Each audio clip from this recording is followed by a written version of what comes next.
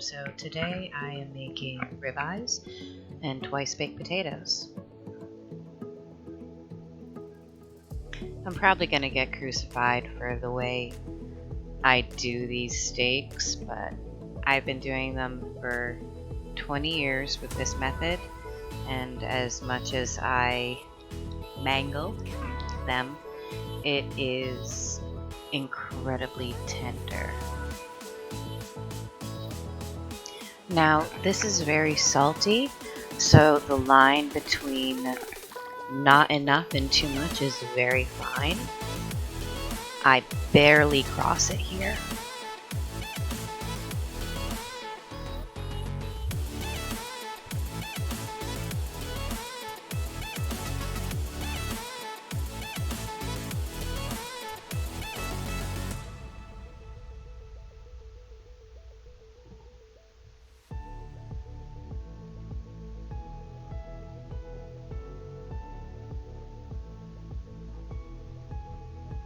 I let it sit for about a half an hour to an hour. Then I flip and repeat on the other side.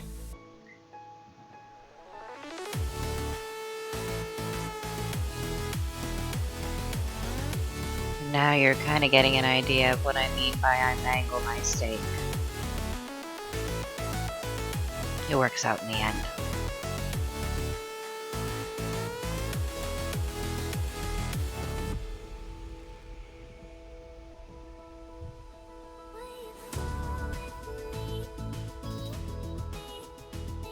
I feel without that last little dusting at the end, it would have been perfect.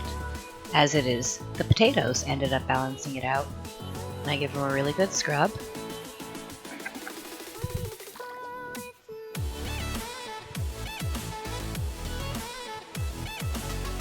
The one in the sink has a spot on it that I don't trust and I'm not going to risk. So I got another one. And this one looks good.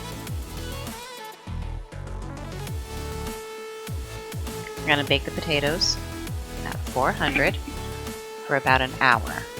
At about 45 minutes, I squeeze them to see how done they are. They're still pretty hard. After another 20, they're ready.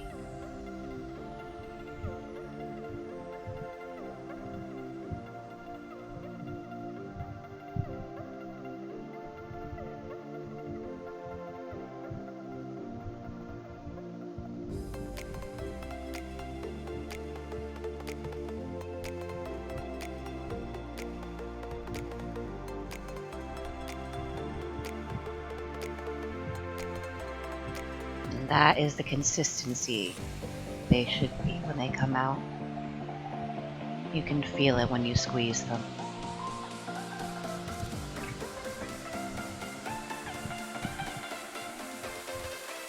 Put the lid on to melt the butter. A few minutes later, it's all melted. We press it down to get it going. Add some salt, pepper, and chives, my personal favorite. And blend it all up. I'm just tired of using hand mashers. I don't know what to say.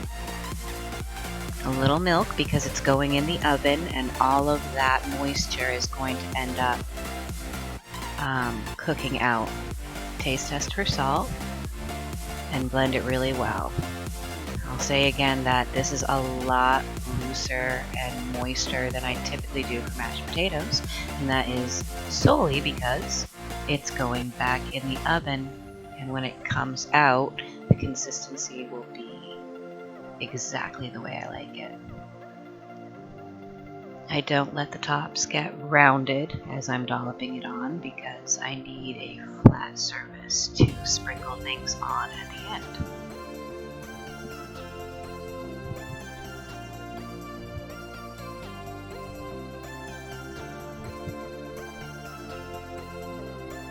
Mozzarella cheese. And that's why I needed the flat surface, so that wasn't tumbling off into the pan. And this is mostly decorative, but I'm not stopping.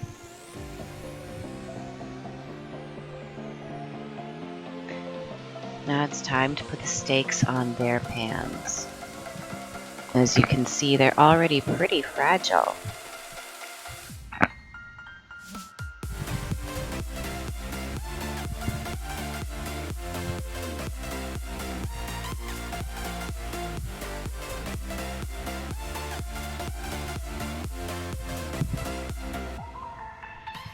And I use the broiler to cook my steak.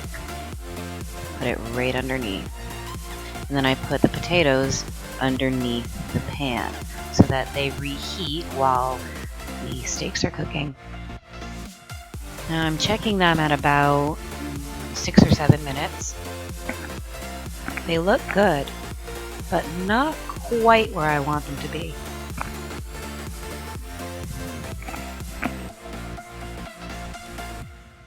So another 2, maybe 3 minutes later. That's what I'm looking for.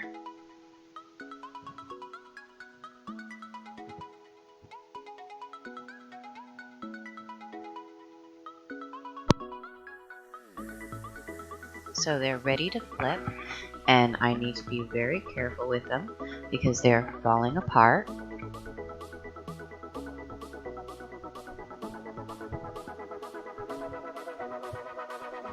I personally prefer the fatty bits. I didn't used to, but I appreciate a good outer fatty layer now. About 5 minutes later, I'm checking on these again, and they're done.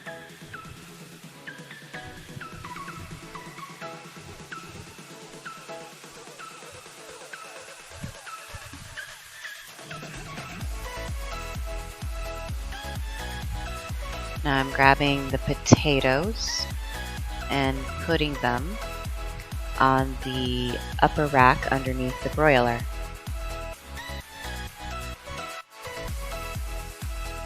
Now I'm sitting here and watching them because they burn very easily and quickly. But when they're done, they look very nice.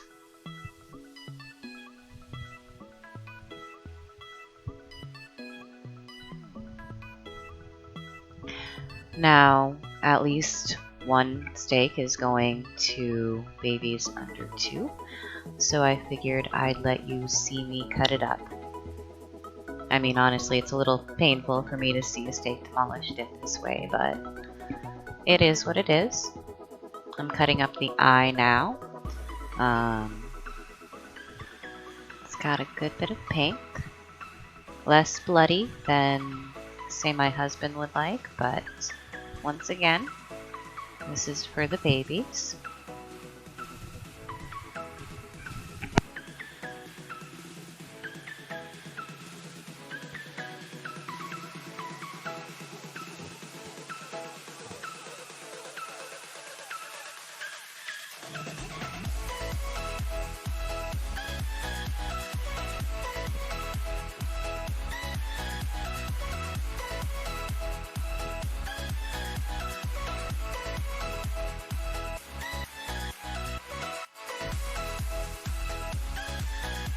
Now that I'm done with the eye, the less tender part, the rather tender cut, I move on to the outer bits, my favorite parts, the ones that hold the most fat.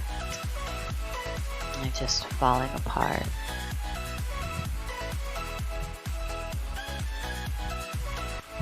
And that is how I cook a ribeye.